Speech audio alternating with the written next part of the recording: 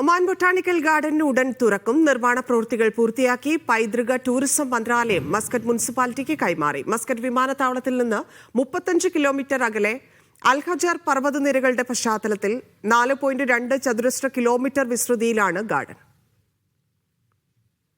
1407 ഇനം പ്രാദേശിക ചെടികളാണ് ഗാർഡനിൽ സംരക്ഷിക്കപ്പെടുക. മേഖലയിലെ പരിസ്ഥിതി ടൂറിസത്തിന്റെയും പരിസ്ഥിതി വിദ്യാഭ്യാസത്തിന്റെയും ഒരു പ്രധാന ചാലകശക്തിയായും ഗാർഡൻ മാറും.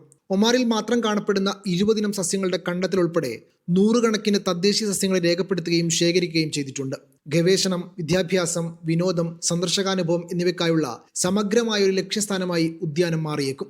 തുറന്ന കളിസ്ഥലങ്ങൾ, പരിപാടികൾക്കായുള്ള ഇടങ്ങൾ എന്നിവയ്ക്കൊപ്പം ഒമാനിലെ ആദ്യത്തെ കേബിൾ കാർ സവാരിയും ഇതിൽ ഉൾപ്പെടുന്നുണ്ട്.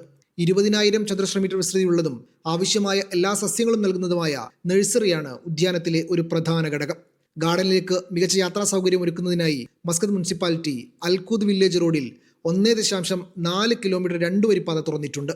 ഈ റോഡിൽ ഓരോ ദിശയിലും 2 പാതകൾ, നടപ്പാതകൾ, സുഗമമായ ഗതാഗതം ഉറപ്പാക്കുന്നതിന് മറ്റു മെച്ചപ്പെട്ട സൗകര്യങ്ങളും ഒരുക്കിയിട്ടുണ്ട്.